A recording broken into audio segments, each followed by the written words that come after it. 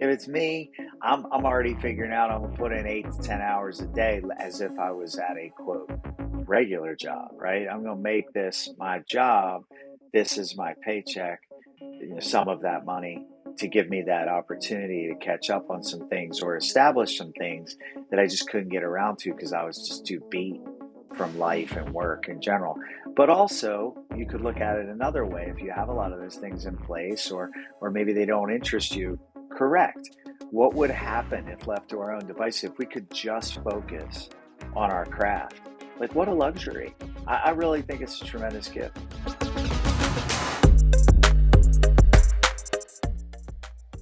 Hey, what's going on? Welcome to the McCove Mindset Podcast. I'm Kevin McCove, and today we're sitting down with Jeremy Weiss, president and founder of CI Records, as well as the Launch Music Conference. It is my pleasure to bring this conversation to you. Jeremy and I have been friends for quite some time. I've had the privilege of speaking at the Launch Music Conference, and I really, truly think that this conversation is chock full of valuable information that can help you become a full-time entrepreneur in the arts. Let's get to it. Thank you for agreeing to chat with me, man, like in this forum. Yeah.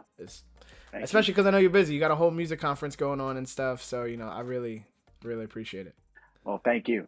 I appreciate it as well. I was Yeah. doing graphic images for like 3.5 straight hours. So I might be a bit of a slow starter, but I'm doing my best. We'll get there. Yeah, I mean, it should definitely feel like less of a podcast and more of just a conversation. I feel like whenever we get on the phone with each other too, we're always just like dicing it up. So that's true. It should feel like that. It's very true. Yeah. What's been going on with you? What you working on right now? Well, I'm still booking clubs. So I've got like the Jizza from Wu-Tang coming in March, and I've got the punk band the Menzingers coming in May, and I've got so many smaller tours as well, because that's how you get in the front door for the bigger tours, So, Right. But we're still getting messages about launch dates, like still people are trying to get us to get their band on. We're working on that too. We release small record labels. But I was meaning to ask you, my bad, I didn't mean to cut you off. What I meant to say was, Nope. I know after the PnB Rock situation, I remember hitting you up and Yes. just like checking in, because I know that you guys had like worked together. What's going on in the scene right now? Like, is there anything like going on in the scene around that situation? Well, like, I mean, are there any kind of like memorial type situations or like remembrance shows or anything like that? There was a private, invite only kind of memorial. I heard tell from management that there's work on a PnB memorial like music event, and I've been waiting for some information on that since. I know that they had a bunch of tracks that he had recorded before his untimely passing, and I also know that there were other artists that were working on material as well. So I think they kind of want to get all of that to align the release of all that material, So we'll see, but that's what I'm guessing is the case, is they're trying to finish up, So how did you guys start working together, or how'd you get linked up with him? Well, was it just Lancaster? I booked a couple of shows up here with him before he was really on outside of Philadelphia, and it's hard to get on in Philadelphia. So the shows up in Lancaster were like epic. They were really good, and the team was super excited because it was, they couldn't believe how many people were into it, knew his name, knew a lot of his songs. And I think that was partially our fault because we were pushing it out there, telling him to go listen to the tracks. And by the time he got here, his first show was damn near sold out, in Lancaster, PA. So he came back a lot. And they said, why don't you book us some other similarly styled markets? So I wrote like a booking agreement, booked like 3 or 4 runs up and down from maybe Virginia all the way up through Massachusetts. Then we started talking about meet and greets. They weren't monetizing anything with merchandise or meet and greets. So that's how we just kept it moving. And before I knew it, I was pretty much consulting, running the meet and greets, doing the merchandise, and booking a bunch of dates, when their primary agent perhaps wasn't interested or able to. Word. Is It's that kind of how it common? worked. Like, I've is still it talked to common them. that like in Philly it doesn't like it's harder to get on in Philly? So do you notice more people come to Lancaster to try to build from there and then work into the city, or like is that a method that works? I don't think the Philly artists think it's hard to get on in Philly. I just don't. I think there are all these smaller markets that are a little less jaded, you know, that are more appreciative than the show and prove big city. You know, you can play New York and you're all excited, and there's four people there and three of them work there, you know. So the smaller markets are Right. a Right. little more interested, a little less jaded. So that's what we were able to prove. I think they found. I do think that it's more common than artists are aware. Being from a big city has its pluses, but it also has. There's just so much noise. There's so much competition. There's so much going on that it can be very difficult to carve out your own space. You know. Yeah. Yeah, I can get down with that because I almost feel like, well, I think as an indie, I know for myself, like when I was performing earlier in my career, I definitely was like, music conferences felt like the only way that I was really able to play in other markets where I could like meet other people, and I think Yes, that's what I really liked about going to music conferences, and Launch was one of them. Like I think I played Launch in 2016 was like the I first was a year that I while did ago. it. I remember. Yeah. I had Mhm. Yeah, that was a minute, and I'm like, I had never really been to Lancaster. Like Mhm. I never really went there Mhm. before. But then when I peeped like that it was a legitimate music conference, I was like, oh, okay, people are really coming out here to do shows to perform. It was dope. Right. I mean, always been a market since I was a kid, you know, and maybe I had something to do with that in certain genres for sure. But we're situated, you know, between Pittsburgh, Philadelphia, Baltimore, DC, New York, and Boston. So if you pay attention at what the tour routing is, you'd be like, I'll take a Tuesday, I'll take a Thursday, and you start to build the acumen of the local music fan. People from here, I don't even think they realize how much more developed their palette for music is just because of the things that have come through. I mean, Tyler the Creator did a gas stop in Lancaster a couple years ago. It was epic. Played an 800 cap room. So it's situated such that we're just outside of a lot of radius clauses, and we also route very well. What's become really cool though is like people have begun to realize, management teams and artists, that Lancaster and Central Pennsylvania at large, you know, are into it. Like we know our stuff, and that, like I said, I don't think the average person in this secondary market area is aware of how much they know, just because of all the nationals and special things that have come through that really should not have, perhaps, you know, for the size market it is. So they know they're going to have fun. They know it's going to be packed. They know people are going to be down. So that helps. Well, and it's a certain vibe too. Like I thought something that I mean, obviously being a piano player, something I thought was dope was that they had all the pianos around. Like that to me was the Yeah. sickest thing. It's like this is a place that they just got random pianos just kind of sitting on the street for people to play. That's pretty cool. Like, they didn't have any of that in Delaware, so like yeah, that's Yeah. phenomenal. You can just go sit on a piano around the street. That's cool. Yeah. That program's called The Keys to the City.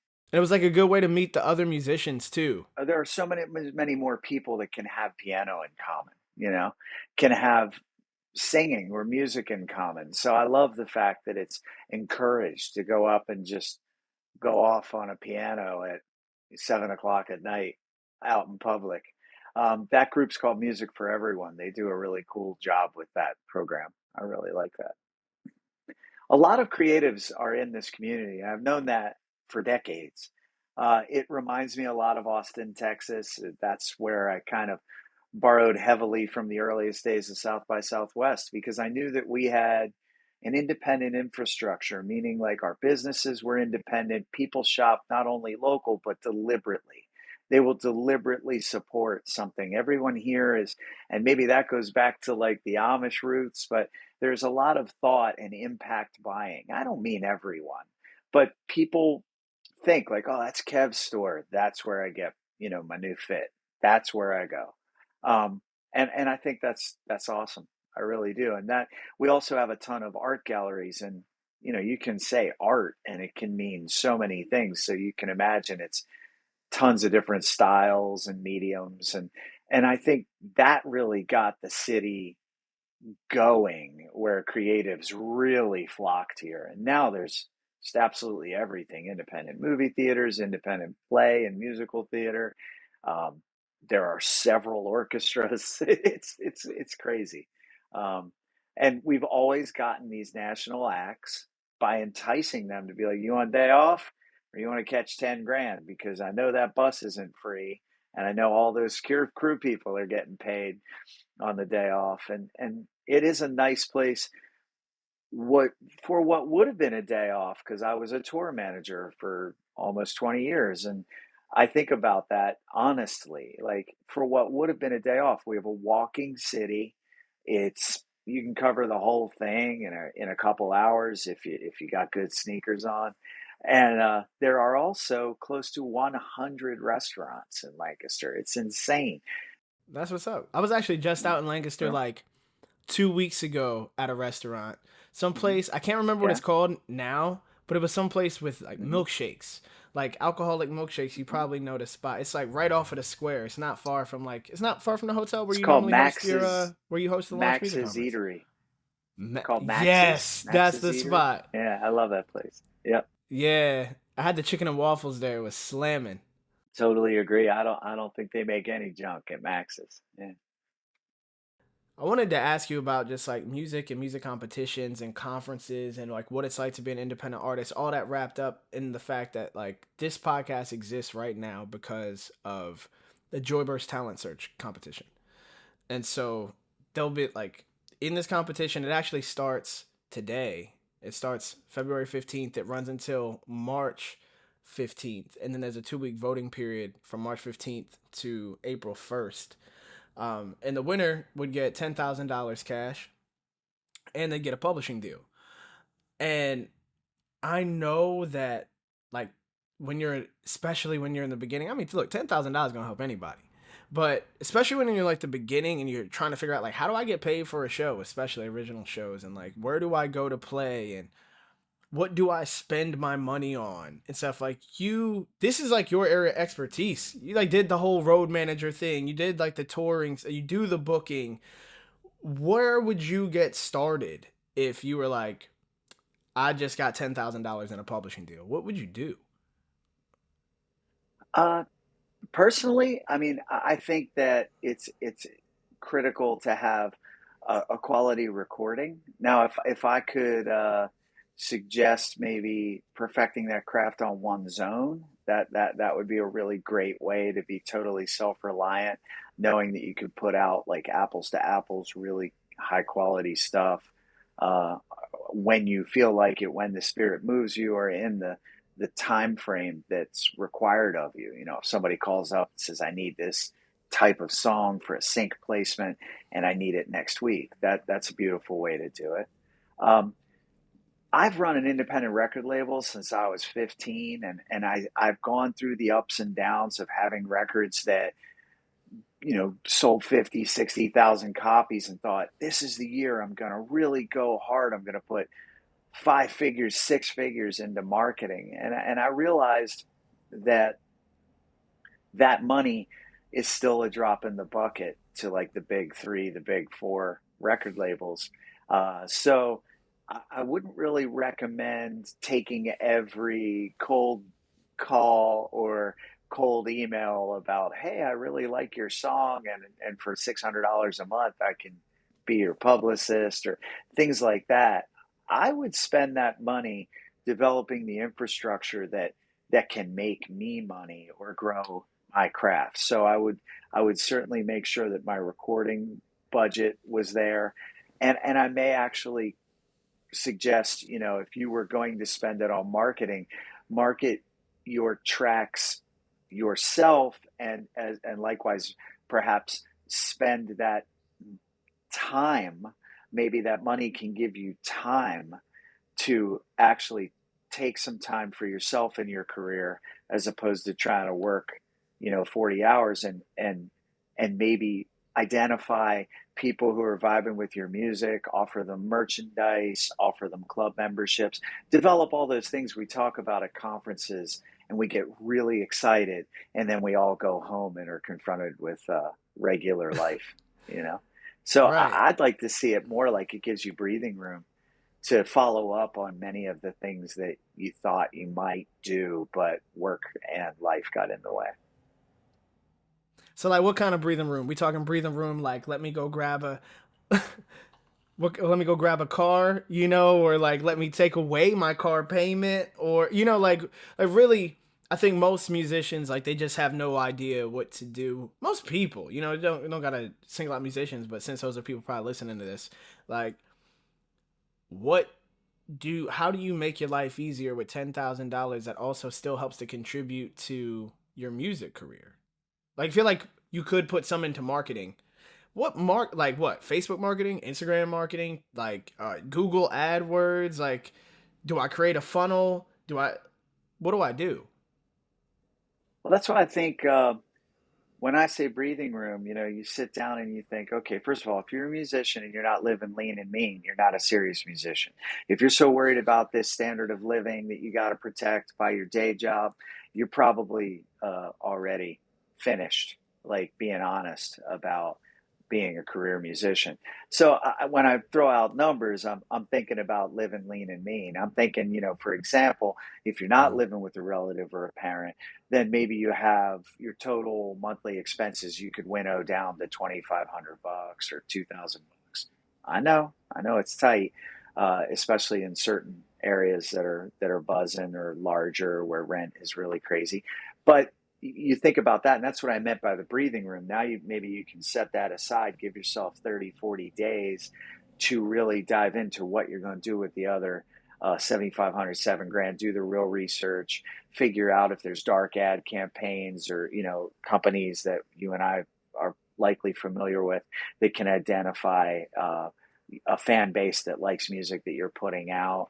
Maybe you decide that you're going to double down on a web store and some direct mailing and some merchandise offers. I do like the idea that a portion of that money would be used to create something that can regenerate funds, that can put that stuff maybe back. Like you spend some money, but over time it's an investment in something that's more sustainable for your career. I mean, the recording component doesn't have to mean, oh, I'm going to go in and re-record everything either. Maybe it's that you wanted to get your music professionally mastered by a proper mastering house. Maybe somebody told you that before. I think that kind of money gives you myriad options to like take a deep breath, be able to shelve the distractions for a month or two, carve out a portion of that budget, $6,000, $7,000, but don't spend it until you figure out how to best use it. Like, is this marketing campaign actually going to be effective? Or, is my merchandise game tight? Did I ask enough people? Did I research and look at other imagery from similarly styled artists? And am I hitting that demographic? I mean, we're in the weeds now, but that was my thinking on it, was like, it gives you that final opportunity to perhaps like take a staycation and figure out, how to set your career in motion in a variety of ways, like some that I just mentioned. I love that you even said it like that. Like something super practical. Like maybe you could take 30 days off. Because I think that Yeah, sometimes you can be like, oh yeah, yeah, I just got this like influx of cash. Like this is going to yeah, be, yeah. It's like, nah, 30 days that's a nice vacation. That's a nice break. And yeah. But it's not a vacation. It's to work. I think that it gets overlooked how important it is to have time. I find it so valuable to be able to have the luxury at times to do nothing, to think about nothing, and I feel like it reboots my creative energy. That's the other component of that entire thought process is, if it's me, I'm already figuring out I'm gonna put in 8 to 10 hours a day as if I was at a quote regular job, right? I'm gonna make this my job. This is my paycheck, some of that money to give me that opportunity to catch up on some things or establish some things that I just couldn't get around to because I was just too beat from life and work in general. But also, you could look at it another way. If you have a lot of those things in place, or maybe they don't interest you, correct. What would happen if left to our own devices if we could just focus on our craft? Like, what a luxury. I really think it's a tremendous gift. Yeah, yeah, it's just super for a month. I mean, I think that honestly, that was probably one of Yeah, the best luxuries that I had in my early 20s and even into my later 20s. To be honest, like I was, I lived with friends. You know what I mean? Like I lived with my friends. I was just like bouncing around. It's like I'm on the road anyway. I'm never really anywhere. If I'm sleeping somewhere, it's because I came in from a gig at like 3:30 in the morning, and then like you're kind of grinding. And well, maybe like what's not talked about, and maybe it's not everybody, but for me anyway too is then I was also I'm a writer, so I was a bit of a studio rat, like with my and it was a home studio, so like I was really just to myself a lot. The only time I really felt like I was an extrovert was when I was at shows, when I was performing. But outside of that, I'm right, like, right, I honestly think that most musicians don't realize how little space they can take. They can take up. Like, because if you're really grinding, you're probably sitting in front of your gear all day, and then you leave and you go perform and you sleep for a little bit and then you come back and you do that same thing. Like you're not really in anybody's way. And that is a crazy luxury. It's a crazy luxury, especially right. when you can just like get up and be like, you know what? There's an opportunity that's going on in New York. I got a friend in New York. I can crash there for 2 weeks or for 3 weeks. And you don't have to worry about your house being somewhere else where you got rent or mortgage or something crazy like that going on. And now you're worried about like, well, can I really afford to be over here where I'm not making any money? Can I take a loss on certain gigs? Because I think that happens to a lot of musicians too. Like you get in the cycle of making money off of your gigs and then you start using your gig money as life money, and now you Yeah, can't not gig because that is what you're using right. for your life. Like, yeah, so I love how you said that. Just take a second to like sit back and figure it out. Like, how is all this stuff supposed to work? It's not our fault that we were born into this culture, and I'd say this a lot, to folks, like, we're just, so much is required for us to have now to be like citizens in 2023. We have expenses, and I wonder how much of that is going to continue to get in the way. You could say, well, you could live without a phone. And how are you going to market your career without a phone? How are you going to keep up with fan engagement? How are you going to document the things you're doing that fans may be interested in, or would be fans may be interested in? So, that all sounds lovely, unplug and all of that, but we have necessary expenses now to get ahead in Western culture. So that's why, again, I just think that would be, it's pretty sweet to have that chance to not have Oh that yeah, super worry sweet. for a time, you know? Yeah. Oh, I think that's the primary worry. Like Hmm. we're fortunate enough to, and I've been fortunate enough to speak at Launch Music Conference a few times. Hmm. Um, Yep. Fortunate enough to be in a position where we can speak to musicians often about their careers. And ultimately, I feel like every single conversation, when it's distilled down, is about finances. Every Hmm. conversation to me feels like if you had income, this wouldn't be stressing you out as much, or this wouldn't be like such an issue. So really it's like, how do we make money doing what we do? Like, I know you love doing what you're doing. We all love what we do. But Yeah. like Yep. that's the baseline. I think sometimes I think it gets thrown out so often where it's like, oh, but you have to love it. Don't worry about the money. And I do understand the sentiment behind that, and that is true. But in the reality of it, it's like we all at a baseline love music. That's why we're musicians. Like we all at a baseline love music. At Hmm. a baseline, we don't all make money though. So Like at a baseline, we should all be making enough money to sustain our living for ourselves. And that's Should we? like, well, the good ones. No, and I Okay. don't mean good as in like subjective like that. I mean good as in like for me anyway. And I would love to hear what you think good is. But for me, good is like tenacious. Like, are you gonna put the grind in? Well, there's two ways to be good, right? You can be good at self-promotion and entertaining, or you can be technically skilled. And you can be both of those to some degree. You can be sorely lacking in one of those to some degree. But I would say this, I think loving it and making a living can be mutually exclusive. And what I mean by that is, you may have heard me say this before. If so, I apologize. But I don't play golf. But if I did, I'd probably go out and buy like a pretty nice set. I have no idea what I'm talking about, but let's just say I spent $2,000 on a set of clubs. I don't hit the links and think, all right, well, the base entry level for me playing golf today is I get paid $75. And then after I take X amount of lessons and practice for X amount of hours, now I get $200. And then ultimately what I expect out of it is I'm going to make 50 grand a year. And then beyond that, uh, I'm going to become a celebrity superstar at golf. And I think that music is as much of a passion, a pursuit of one's own passion, a cathartic experience, a religious experience, and entertaining to oneself to participate in. So when I say remember you love it, what I mean is don't be ashamed because you may or may not be Mm, making a living off of it, or you may not be making that living. that's There's no beautiful. shame in that. And that's so Facts. they're realistic words of encouragement. It's a realistic approach. We all know the odds. I mean, it's very slim that you're going to have a tremendous amount of success in the arts.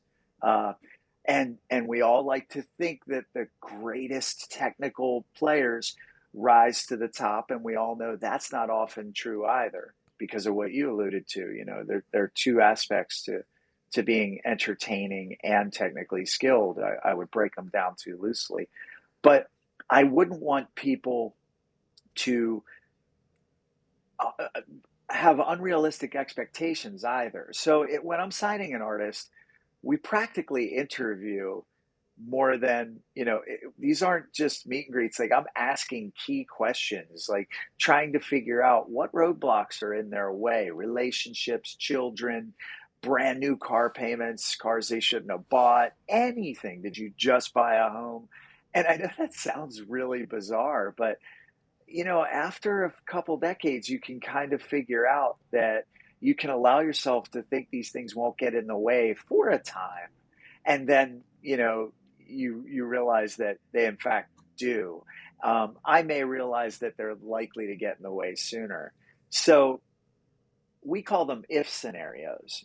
I'll quit my job if I can make enough money off the band. I will uh, go on tour away from my significant other if there are enough people engaged in my art. If I know X amount of people are going to come, if I know I'm going to play to these big crowds. I don't find that to be the kind of passion for the arts that I'm attracted to. Because who among us, like I like the sport baseball. I'm very entertained by it. But I didn't spend 15, 20 years of my young adult and adult life becoming amazing at baseball. So isn't it just as ludicrous for me to say I would play Major League Baseball if they paid me Right. $250,000 a year? Like that's absurd to me. Now, I'm not trying to be impolite to artists, but I really challenge them to think about those things. Like every single starving artist is a very popular phrase. It doesn't have to be a certainty. It's not something you have to go through. What's more, I hope you get immediately huge out of your mom's basement. That is the dream to me. Like no struggle would be amazing. As much as struggle makes for great lyrics and great interviews, it's also a great story that you just blew up out of thin air, and because you're just good or entertaining or both. But you know, expect a modicum of sacrifice, expect a modicum of struggle. Maybe you do have to live in that tiny place. Maybe you do live with a relative. Maybe you do have to couple with someone who understands how your craven desire for this, how important it is to you, who appreciates that in you. It's one of the qualities they see in you. It's one of the things that made them attracted to you. Maybe we have to really be honest with ourselves about whether or not we are that interested at all. I cracked the joke that usually when I participate in a program like Launch, you know, other similarly styled conferences and classroom sessions, I think that I might be a little storm cloud, you know, rolling through the room, because I think I can get about 30 to 35% of the people in the room to conclude this isn't for me. That's not my This ain't for goal. me. I'm just Yeah, being very this ain't for honest, me. you know? Yeah. No, you are being honest, and I So, mean yeah. it's important to be honest. I think that my whole, I mean, you know me, you know, I come with a certain flavor, um, Mhm, and a lot of that for me is like because I love it. It is because I love mhm, it because I've. It's never been a if. Like when even when you say that, I'm like, no, I know what you mean, but I don't necessarily understand it. I know it exists. I know that people mhm, feel that way, but I don't get it. You know, it was always this. Is when I made up my mind for it to be music, it was going to be music. Period. And there wasn't really a doubt in my mind. And I knew that it could be tough. And it was tough. There would be pockets of it being like so tough where you're just burnt out and mhm, exhausted. And then like the only thing that's feeding you is faith. The only thing that's like mhm, really keeping the fire going because you just got taken L after L after L is the faith and like the belief that it's gonna happen. And sure enough, like I know this sounds like hot pie in the sky a little bit, but it's like it does. But I think it's like it's not because it's just faith. It's like your determination. At least for me, I felt like and still feel like because I'm still doing stuff. You know, like every time it seems like it's like kind of at the end. It's like, do you have a little more to give? Do you have? Can you stay a little yeah. longer? Can you persevere a little Mhm, more? And and when you commit to it and you do, it's almost like a survival instinct kicks in. And mhm, now you're thinking in a new way. You're not thinking like in a, oh, okay, let me go do something else and let me run away from, but you meet it with like the fight. Like, okay, I'm going to figure out mhm, another way how to do this. I'm going to, much to what you just said about like, oh, you're going to be like wildly successful. Some people are and some people aren't. You know, and I mean that mhm. by like the general terms of the metric, like millions and millions of fans and, you know, all that kind of stuff. But like, yo, you can figure out how to make 40 grand a year doing this. You can figure it out. Well, You may have to there it like is. There eat it shit a is. little bit, but you can figure it out. Our industry, and I would also include sports, uh, there is such an emphasis put on celebrity and such an emphasis put on wealth that like they became the measures for success. All the while, you have a friend who's the best pharmacist in your town. You have a friend who's the best realtor. You have a friend who's the best chef. You have a friend who's the best photographer. You have a friend who may be the principal. He's a great teacher. You have a friend who's a great nurse, became an admin at the hospital. Nobody shames those folks. They're very proud of them. We're all very proud of them. They're doing really well in their field. We don't say, until you're on the cover of the American Medical Association magazine, until they're interviewing you on CNN, you're not a good doctor. You're not a good nurse. That this is what we've done to ourselves. And most of As you've us, said, C's getting ego is degrees. yeah, yes, yes, but it's more than that. You can be an A plus student who's in I don't know, mechanical stuff like fixing boilers or installing air conditioning units or fixing cars or doing body work, and people are enjoying a great life. They don't have the pressures as much as perhaps others of us with respect to the expenses of living in Western culture that I talked about earlier. But in our industry, we do it ourselves and we do it to ourselves. Part of it is because ego is almost an extraordinarily necessary ingredient to be successful in the entertainment industry. I mean, you have to be confident. You have to be someone who shines a light that people want to look at, like, oh, that person is just seems like Coming magnetic from to you, me. this is so funny Yeah, because nobody yeah. listening right now really knows you like how I know you. But I'm like, if you're listening and you don't know Jeremy, you would think that he's the mayor of Lancaster.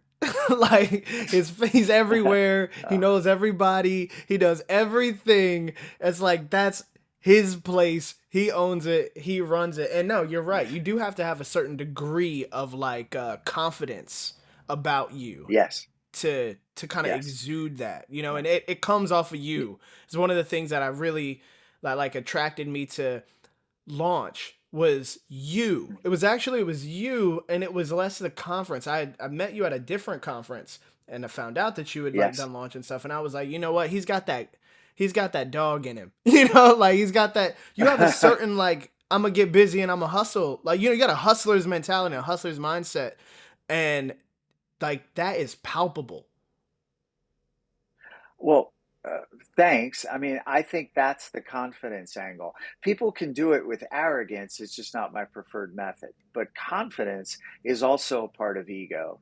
And we need to be confident to get out there in front of people. And we also need to be confident to get out, to presume to be able to tell other people how to get out there and be in front of people, right?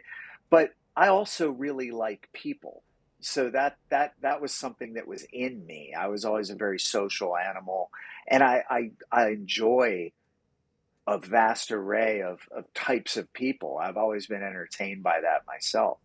But when we get back to like what it means to earn in a music community, I constantly use your reference to 40, 50, $60,000 folks. Like I realize you have a really respected, and I'm not making a joke.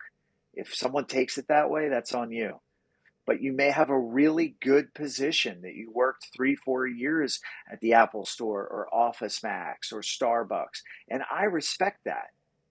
If you don't want to put the same time into your career, that's totally understandable. But can we not tax my brain and my calendar by talking about how you might want to someday sort of kind of go for it if this, that, and the other thing happen? Because that's really not the kind of dedication that's required for a job in the music industry. And secondly, you don't have to be a household name. You can do a bunch of things well. You can be very effective, well known, considered competent in your city, your county, your eastern part or western part of your state, your region. It's us. It's the entire industry that says, well, I've never heard of her. I've never heard of her. I've never heard of them. I've never heard of him. That's us doing that. We're the ones that quantify success as celebrity and wealth. You are right. You can, if you put your mind to it, make a living in the music industry. You just may not be the star of the show or the celebrity that I'm not even going to say dreamed. That's demeaning to that term, that you dreamed of being, that had a fantasy about. Fantasies are not really supposed to be real. And that's why they're so limited to so few people, you know? Thank you for that. And it's as much as I wish that, I could accept that when you said you were right. As much as I wish I could accept that, it's Yeah. not that I'm right. It's just that it's right. You know, the it's not Okay. Yeah. me or anything that I'm saying. It's not you or anything that you're saying. It's what you said about not being a fantasy. The reality is being a musician and earning a living is wildly possible for a lot of Success musicians. too. It But you is really success do as have to well. be open. Yes. But I think you have to be open minded to what that can look like. So there's like an analogy that I have. And it's because I felt this. So in real life. So I was going to a vending machine, got, my little dollar. I go put it in the vending machine. I want a Mountain Dew. I press the Mountain Dew button, and they're out of Mountain Dews. I don't want any other drink, so I press the Mhm. return my dollar button. And instead of giving me my dollar back, it gives me 4 quarters back. I pressed the button, and it gave me 4 quarters back, and I was really upset that it gave me 4 quarters back because I wanted my dollar back. I'm like, what am I going to do with 4 quarters? Now I got to carry around change. And when you carry a wallet, Right. it's like, what am I going to do with the change? Immediately after that, I drove into Newark, Delaware. I parked, and I had to put money in the meter. And it was because I had the quarters that I didn't have to like go into another place and ask for the change or whatever it is like this. Because this was like back before they put like the QR codes on everything, or you could stick your card in it. And that's how I put Mhm. the quarters in. And I'm like, wow, Right. it's still a dollar. It's still a dollar. It Right. still spends the same way. I was so concerned in what it looked like because how I expected it to come back to me wasn't how I expected it to look, but it still had the same tangible value and it actually had a different type of use that was more valuable to me. And I think that in my career, at least, being flexible with my career, I started as an improvisational jazz pianist and then went to, and I Mhm. had original music and stuff, but then acoustic covers and then original band and a cover band, doing weddings and doing casinos, but then at the same time doing like national acts and other stuff. And Mhm. then like I feeling like, okay, this isn't my original career felt like it was at a place where it wasn't going to go anywhere. It wasn't going to go anywhere further, like, and as a cover Right. artist, I was like, I don't think this is what I want to do.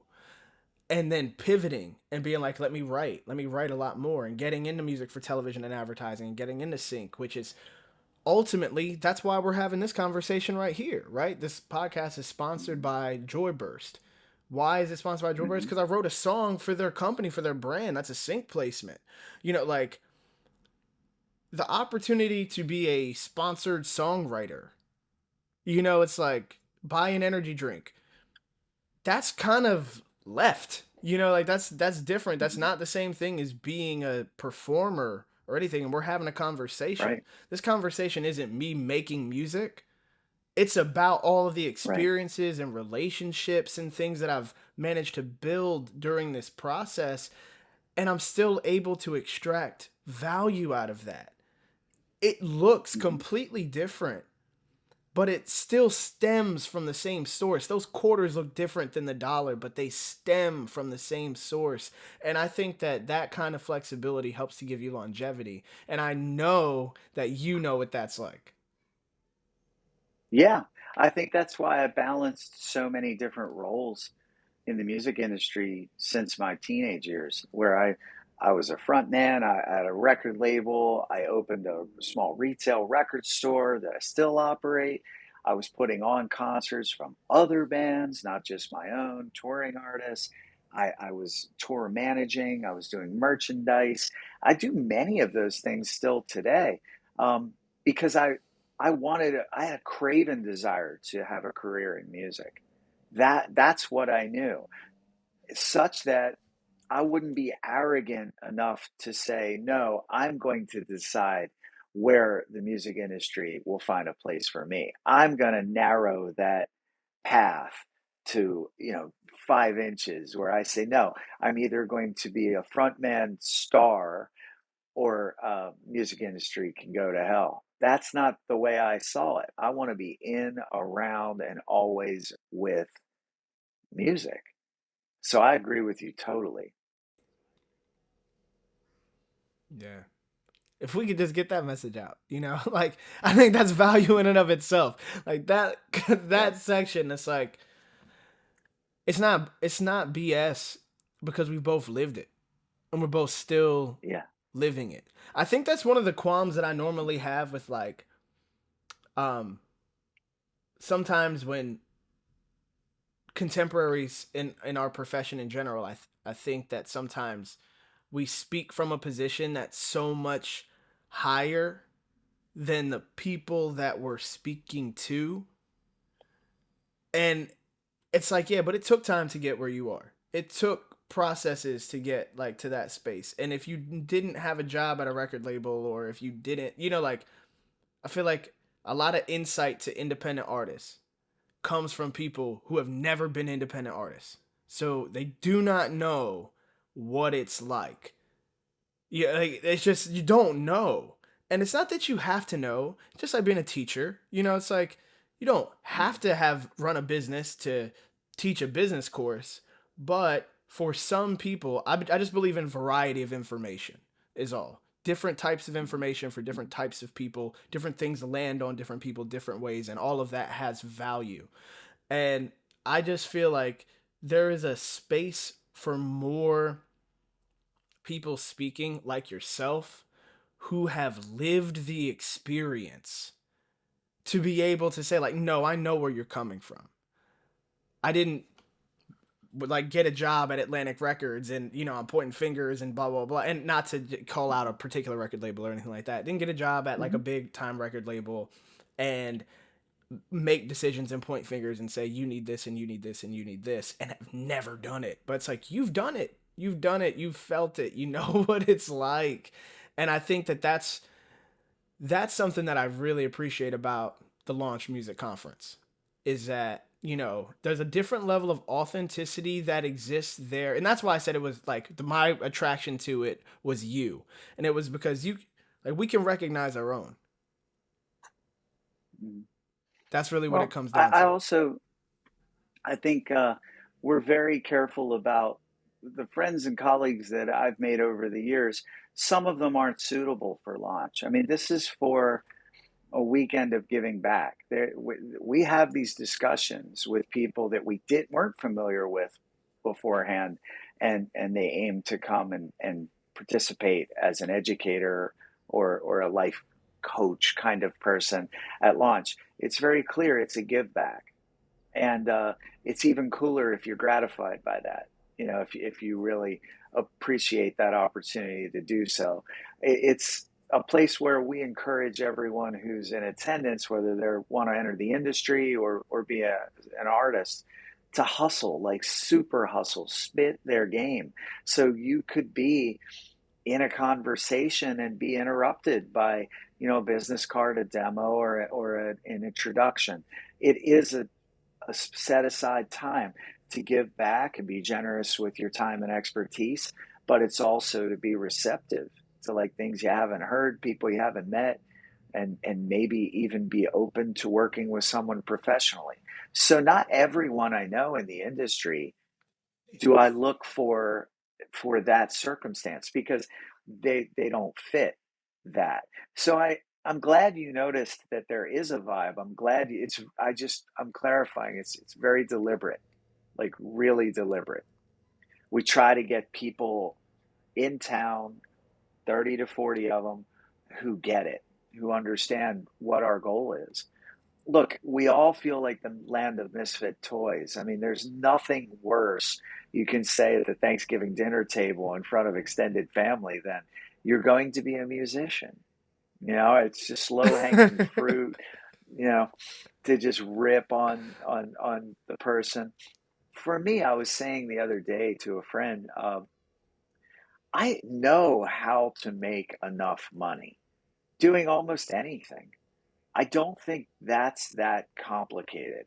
And it's not because of college, and it's the way I've always been. I almost got thrown out of school in the seventh grade for selling chocolate during the 2 period break.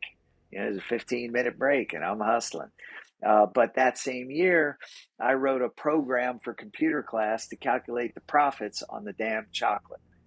I was always utilizing what was in front of me to my own ends so that that it would matter in my entrepreneurial side, that I could get the grade, but I could also practically apply it in my own life. So I could have just as well sold chocolate, and moved on that way. Right. But I knew that I would make enough money. What I had to dispense of was the higher standard, the renown, and all of that. The other thing is, I do like people, and I don't often get exhausted, bored, frustrated, or tired of meeting them. I think that's something that's either in you or it's not. I love the brooding, embattled artist, the person who puts out amazing art but can barely look at someone. I'm very intrigued by that, and I find a lot of that material to be entertaining. But I do think it's the longest road you can take in any industry, really. You've declared yourself invisible, pretty much. Brother, I want to say thank you again. Thank you Yeah, really so much. Thank you for more than just this conversation though, man. Like, cause for real, you've been a mentor to me, maybe even in ways that you don't understand, and I'm taking some time right I now to, probably don't. just say thank you for it. Yeah. Yeah, cause maybe you've indirectly taught me a lot. Like I said, I performed at music or at launch 2016, but I think I started reaching out to you in like 2013, 2014. And like, so the grind of how do I get in, how do I get on, and I played some other music conferences and stuff, Dewey Beach and Cape May and all this kind of Mhm. stuff. Um, but then like going, and then after that, getting into a space where I could talk to you. And because I was even talking to you before, you had me speak at the conference, Mhm. and we were Mhm. just, it's nice to bounce ideas off of like another entrepreneurial mind. It's nice to talk to someone who I can tell genuinely does care about musicians, cares about education. I think that's like something that I appreciate about you too, is that you genuinely do care about education, which is a passion of mine. Um, and you've always been down to take the call. And I don't want that to get lost in anything. Like when I got this sponsorship and the opportunity and stuff like that, it was crazy. One of the things I thought about was like, you know what? I want to call Jeremy. I want to tell him about this because I really Yeah. respect your hustle. I respect your hustle. And I'm like, I want to tell him about this because I'm like, part of how to hustle like this, when I was 25, I picked up from you. And you didn't have to pick up the phone and have a 30-minute long or hour long conversation with some kid that you didn't really know who can come off as a little like extra, like, and you've always been cool with it. And so I'm like, Mhm. it's valued. I don't want that to get lost in anything. Is that I value that and I value it so much. That's why I hit you and was like, I want to bring this opportunity to your community because you've brought value to me in ways that you really don't understand, and I appreciate it, bro. Well, I'm glad, and that's kind of you to say. I can say that am a person who's been completely aware of who I was from 15 to even 25. Like I can in detailed ways remember exactly how I felt, what I thought, how I conducted myself. So I'm very much attracted to like the newer person on the scene, and maybe there was no one to call. We were just kind of seeing in the dark, reaching around, seeing what fit, and following our hearts. And there's a beauty to that. But it would have been nice, perhaps, to have a just like maybe a compass, if not a map. Just am I going in the right direction with this thought or this process, or did I just waste 3 months and I should have been going the other way? Those things are really important to me. I think it's important to make yourself available for that.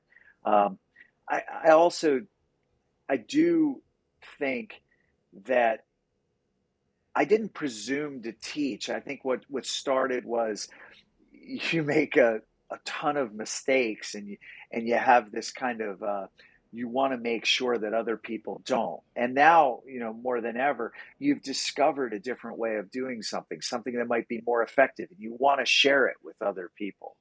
I think that's really important as well. And yeah, maybe when we were joking around earlier, but maybe we are weeding out kind of the people that are muddying, our craft with like delusional thinking and fantasy style expectations. Maybe we want to be there to encourage people. When I brought up the Thanksgiving table, I was saying, I used to say that launch is like you've landed on the island of misfit toys and you no longer feel like a misfit.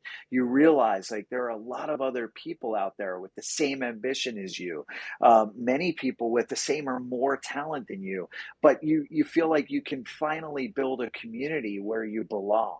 We talk a lot about important things. I owned an all ages venue for 12 years. We wanted it to be a safe space. Well, I also think each industry needs that kind of space. And I'm going to broaden that term outside of the obvious, we don't want any bigotry of any kind towards genders and races and religions. But beyond that, I think that musicians, we're trained to compete with one another to a toxic level. We're trained to envy and resent each other. It happens also in academia. It certainly happens in hierarchy in the industry. It doesn't just have to be the musician. It could be the agent, the manager, the record label, the promoter. I think that it was important to try. I'm not presuming that we've accomplished this, but I think it's important to try to create a place where, hey, at least for a weekend, we're going to dispense of the competition. We're going to find our community. We're going to find commonality with people that are interested in other genres and different types of productions that we're not interested in. And we're going to realize like it is a charge. It really does make you feel less weird, less ostracized, less crazy for having the gumption to pursue, your passion, something that really appeals to you. I think that's really healthy for everyone. I think it's also extraordinarily healthy not only for the attendees but for the participants as well, the people. Most of my colleagues, most of them report back just how gratifying the entire experience was. And I think that's great. And I love watching them co commingle and not be in the turf war frame of mind for those 72 hours. I think that's important. I'd love to see that expanded upon more and more. I know that things get in the way. Things have to have a certain kind of cost. I mean, hell, I could go back to the beginning with the whole Western culture thing, and just that's our reality. But I think we try to minimize costs as much as humanly possible. Again, empathizing with that 15 to 25, 30-year old person that was Jeremy, wanting to do certain things, but the gatekeeper was really the dollar, you know? And then also just about how, so there are some valuable resources online, but they can come at an exorbitant or a higher cost. But most importantly, the thing you can't put a price on is actually being in the same room together. And it's almost compulsory. Like we're all just kind of chucked into this building and ain't nobody leaving till we figure some things out. And I think some things come out of that as well. So it's like a boot camp, but it's a commune, but it's a professional setting, but it's a party. I think it's really refreshing. I really enjoy that aspect of it. I love watching the results economically. I love watching the results spiritually and artistically. I really genuinely mean that. I thrive on that. All the bells and whistles, all the tiny little things that we have to work out because I'm a absolute freak about details and all of the organizational stuff and the technical insurances and backlines and all that goes away when registration opens and people start getting it in professionally and socially. I love that aspect of it.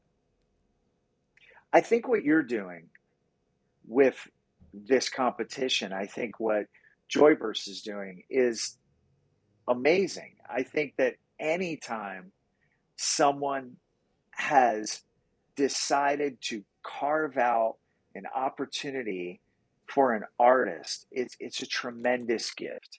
And I think that, again, as I said earlier, that winning that would be a tremendous lift. The weight is off, and you can focus and really drill down on how to put that prize to the best use, and also drill down on your art. So I don't want to be remiss to have said that more than a few times. I think that's really cool.